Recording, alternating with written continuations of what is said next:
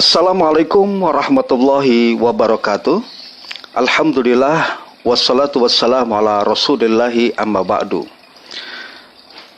Puji syukur senantiasa hanyalah milik Allah Subhanahu wa taala yang udah banyak kasih kita sehingga kita masih bisa menikmati suasana Jumat pagi di kesempatan ini. Mudah-mudahan Allah Subhanahu wa taala senantiasa melimpahkan karunia dan rahmatnya kepada kita.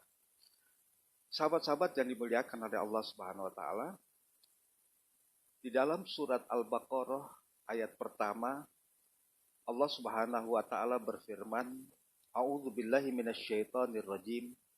Bismillahirrahmanirrahim. Alif Lam Mim. Alif Lam Mim merupakan huruf muqatta'ah. Artinya huruf yang terputus-putus. Terdiri dari alif, lam, dan mim.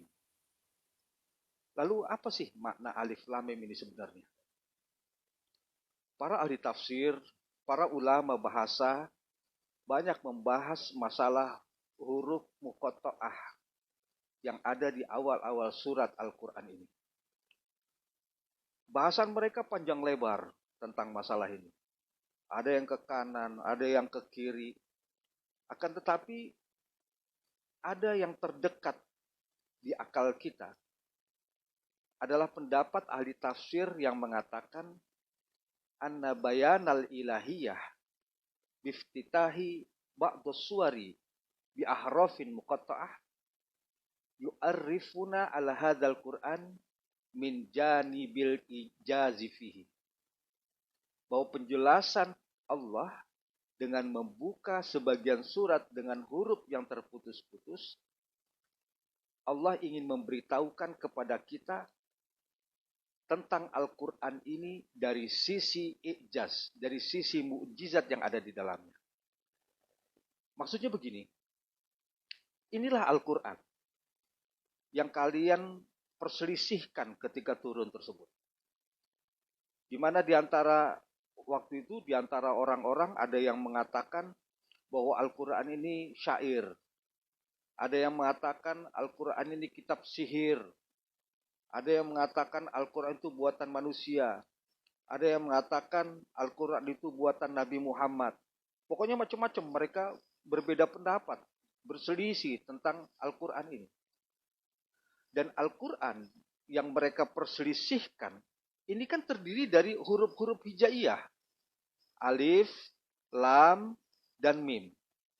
Dan huruf-huruf hijaiyah itu sering mereka gunakan dalam kalimat-kalimat atau perkataan-perkataan mereka. Maka Allah Subhanahu wa taala menantang kepada mereka untuk membuat yang seperti Al-Quran ini. Kalau mereka mengatakan Al-Quran itu buatan Muhammad, Al-Quran itu syair, Al-Quran itu kitab sihir, Al-Quran itu merupakan karangan dan lain sebagainya. Buat. Jadi ini adalah bentuk tahaddi. Bentuk tantangan yang Allah Subhanahu wa taala berikan kepada mereka yang tidak percaya bahwa Al-Quran itu datang dari Allah Subhanahu wa taala. Nah, ulama tafsir yang menafsirkan demikian dasarnya apa? Dasarnya karena kalimat setelah alif lam mim itu kedudukannya atau posisinya sebagai khobar dan alif lam mim ini sebagai mubtada. Alif lam mim mubtadanya, khobarnya zalikal kitabula. Kemudian Allah Subhanahu wa taala katakan di dalam Al-Baqarah ayat 2 ini, zalikal kitab.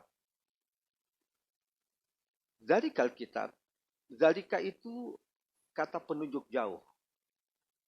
Kalau kata penunjuk dekat dalam bahasa Arab, hadza atau hadhihi. Tapi Allah Subhanahu wa taala menunjukkan kata Al-Quran ini dengan kata penunjuk jauh. Zalika. Guru Bang Firman mengatakan, indama turidu antu abbira an makanati syai'in ma wa an ahammiyatihi wa uluwi manzilatihi wala tushiru bi isyaratin qarib lakin tushiru bi isyaratin ba'id. Jadi ketika engkau ingin mengungkapkan sesuatu yang sangat penting atau sesuatu yang tinggi, ya, derajatnya, kedudukannya, maka jangan engkau gunakan penunjuk dekat, tapi gunakanlah penunjuk yang jauh. Seperti Bang Firman katakan, ini gelas biasa.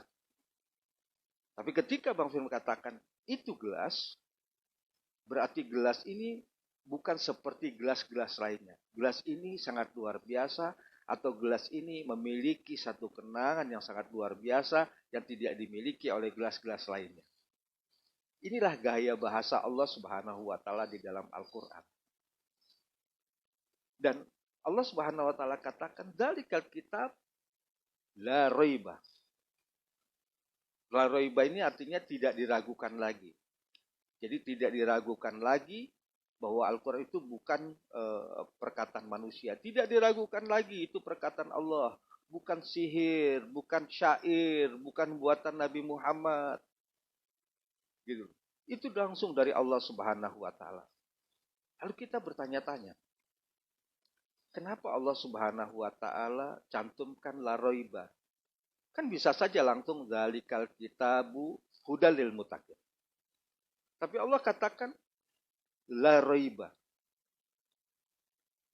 Penyebabnya karena orang-orang Arab dulu waktu turun Al-Quran, dan itu mungkin masih banyak lah sampai sekarang, banyak manusia yang meragukan Al-Quran itu dari Allah Subhanahu wa taala. Pertanyaannya, kenapa mereka bisa ragu? Mereka bisa ragu disebabkan karena mereka mengucapkan Al-Quran itu hanya di lisan saja, sementara hatinya penuh dengan kesombongan, hatinya penuh dengan kemunafikan, hatinya penuh dengan kefanatikan. Jadi kalau mereka mengucapkan Al-Quran itu hanya di lisan saja. Beda dengan orang beriman. Kalau orang beriman, hati mereka yakin, sehingga tidak menimbulkan keraguan. Karena secara psikologi, jika lisan dan hati ini nggak sinkron, maka pasti akan melahirkan keraguan-raguan. Makanya kan antara hati dan lisan ini kan harus sinkron, supaya tidak timbul keraguan-raguan. Nah, orang itu bisa ragu karena cuma di lisan saja, dia tidak meyakininya di dalam hati. Lalu Allah Subhanahu wa taala katakan, hudal lil muttaqin. Hidayah bagi orang-orang yang bertakwa. Dalam ilmu nahwu, hudal lil muttaqin ini kedudukannya bisa sebagai khobar dari mubtada yang mahdzuf. Takdirnya huwa hudal lil muttaqin. Ada juga para ahli nahwu mengatakan bahwa ini kedudukannya sebagai khobar mutaqaddim. Yaitu gini, fihi hudal lil muttaqin. Keduanya ini dibenarkan menurut para ahli nahwu karena memiliki makna yang sama. Gitu. Nah, hudan ini adalah masdar, tapi masdarnya masdar kinayah sebagai sebuah ungkapan bahwa Quran ini bisa memindahkan seseorang dari ketidaktahuan, dari kesesatan menuju kebenaran dan ma'rifat. Ini makna hudan. Karena hudan itu kalau untuk para nabi artinya dalail. Jadi bukti-bukti. Nah, kalau untuk umat itu namanya satu yang bisa mengantarkan manusia menuju ma'rifat, menuju kebenaran, menuju cahaya, itu hudan. Lalu kita timbul pertanyaan, kenapa Al-Quran ini petunjuk bagi orang yang bertakwa? Bukankah orang bertakwa itu sudah mendapatkan petunjuk? Dan petunjuk itu lebih dibutuhkan kepada orang-orang yang tersesat. Lalu kenapa Allah Subhanahu wa taala tidak katakan hudal liddallin? Ini kan iskal gitu. Petunjuk bagi orang yang tersesat. Sahabat-sahabat, orang yang tersesat itu ada dua macam. Ada orang yang tersesat ketika dia diberikan petunjuk, dia menolak. Contohnya Abu Jahal, Abu Lahab. Ya. Ketika diberikan petunjuk, dia menolak. Sementara ada orang yang tersesat, ketika dia diberikan petunjuk, dia berusaha untuk mengikuti petunjuk tadi. Maka hudal lil muttaqin di sini adalah orang-orang yang ketika diberikan petunjuk, dia ingin menjadikan dirinya sebagai orang yang bertakwa, yang mengikuti petunjuk-petunjuk yang ada di dalam Al-Quran. Sahabat-sahabat yang dimuliakan oleh Allah Subhanahu Wa Taala, itulah kajian tafsir singkat kita di kesempatan yang berbahagia ini. Mudah-mudahan ini bisa bermanfaat bagi kita.